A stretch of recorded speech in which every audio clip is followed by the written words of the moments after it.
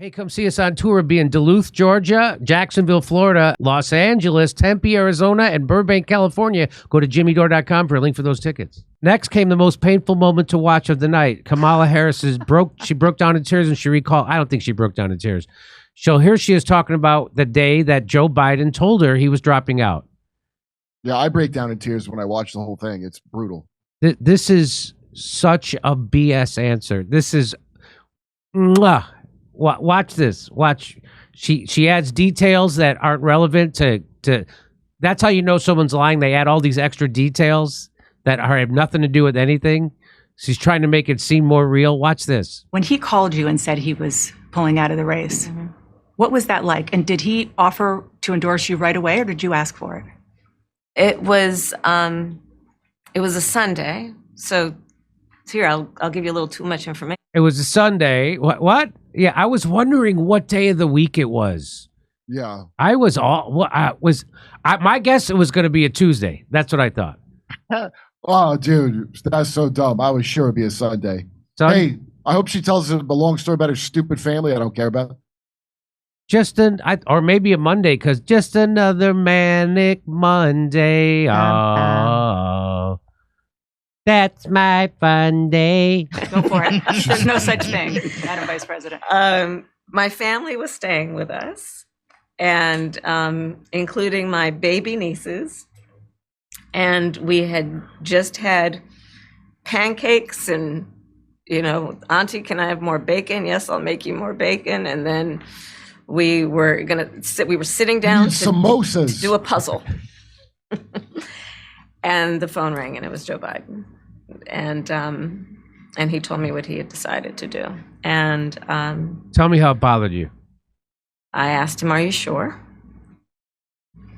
And then he said, "Yeah," and I was like, "Yes, yes, right in their asses! I'm going to be president. Yes. All those people who said I was the most unpopular vice president. I didn't get a vote. I had to drop out before Iowa. Tulsi Gabbard, right in your ass.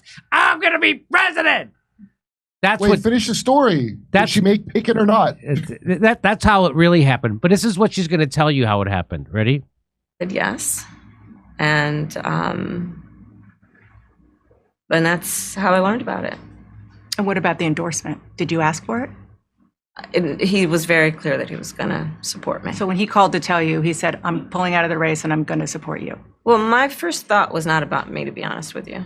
My first thought was about him. Be more honest. To be honest. So if you have to say that you're being honest twice in one sentence, I get the feeling you're not being so honest. I would feel like you're trying to deceive me. That's like a used car salesman. Hey, I don't want to lie to you. This car's great. That's what that sounds like. Let's be honest. I wasn't thinking about myself.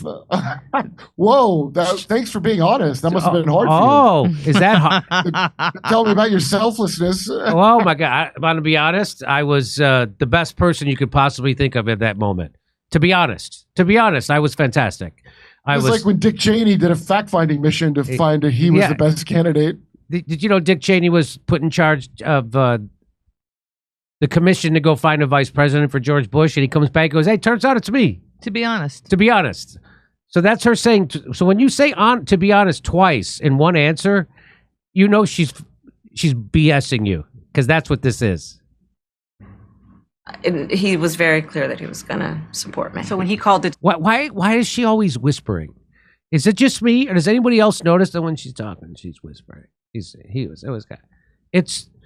is right. It's like you just woke her up out of a deep sleep and she's hungover. That's how people talk when they're.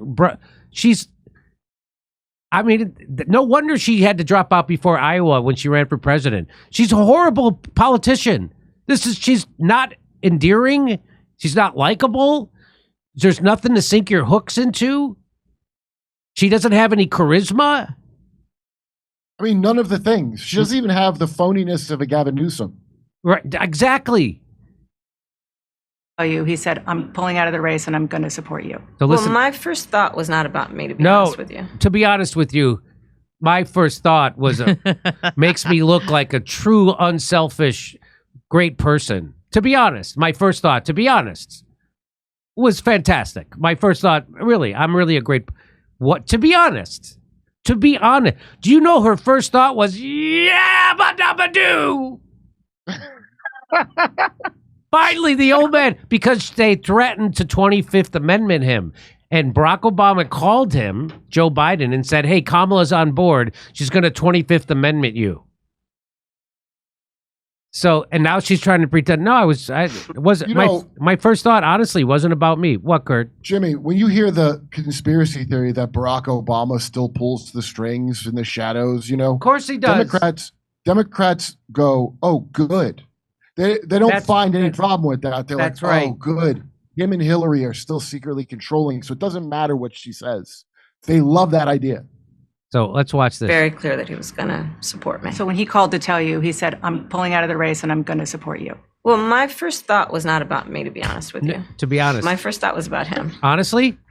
To be honest. Okay. I think history is going to show a number of things about Joe Biden's presidency. I think history is going to show that in so many ways it was transformative. Why is she whispering? Be it on what we have accomplished around finally investing in America's infrastructure, investing in new economies, in new industries, what we have done to bring our allies back together and have confidence in who we are as America and grow that alliance. What we have done to stand true to our principles, including the one of the most important international rules and norms, which is the importance of sovereignty and territorial integrity. And I think history is going to show not only has Joe Biden led an administration that has achieved those extraordinary successes, but the character of the man is one that he has been in his life and career, including as a president, quite selfless and puts the American people first. Oh my God. Just like you did. To be honest, just like you did, to be honest. Honestly, CNN was right to cut this. I'm not. They were 100% right. I don't want to know the rest of it. So here in the final moments, Kamala attempted to quell the concerns of every doubter who's called her a DEI hire. Here's what she says. I am running because I believe that I am the best person to do this job at this moment for all Americans, regardless of race and gender.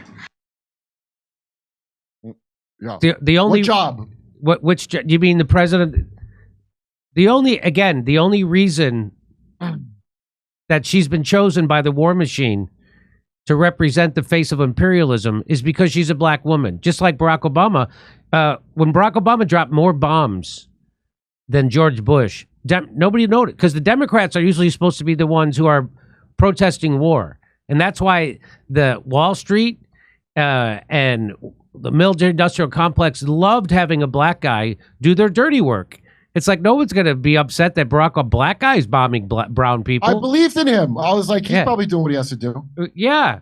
I 100%. He could sell it. He really could. But when a black guy kicks 5.1 million families, not people, but families out of their homes, while he makes sure the bankers got their bonuses, you think like, oh, it's a black guy doing it. He must be. Same thing. Now it's got a black woman. It's even better. It's even better. If she's got to bomb somebody, you know that it has to be done. And if she's got to kick some people out of their house when the banks crash again, it's got to be done. So, but they love this because the left goes to sleep. The left went to sleep during Barack Obama, and they never protested anything he did. And they're not going to protest her. And that's what the war machine wants, and that's what Wall Street wants. That's amazing to go into a deeper trance and then ironically call yourself woke. That's one of the funniest things I've ever heard in my life. The exact inverse of waking up. Hey, come see us on tour. We'll be in Duluth, Georgia, Jacksonville, Florida, Los Angeles, Tempe, Arizona, and Burbank, California. Go to jimmydore.com for a link for those tickets.